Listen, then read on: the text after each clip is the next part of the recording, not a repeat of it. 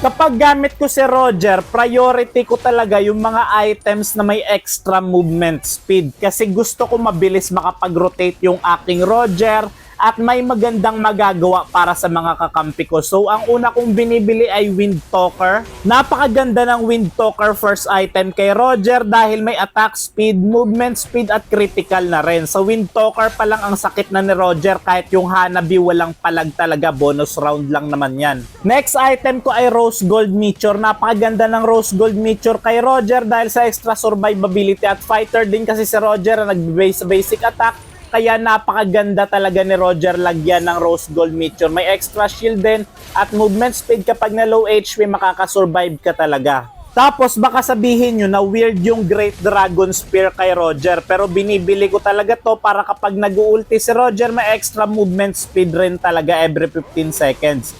So itong tatlong 3 items na to ang priority ko kay Roger talaga. Ginangat-ngat ko na lang yung kalaban kasi napakaganda ng movement speed build kay Roger talaga mga lods. Dito sa event ko na to pala nakuha itong bagong skin kay Roger. Sana makuha nyo na rin tong bagong skin na Roger mga lods. Comment kayo kung gusto nyo ng full build kay Roger mga lods para gawan ko content.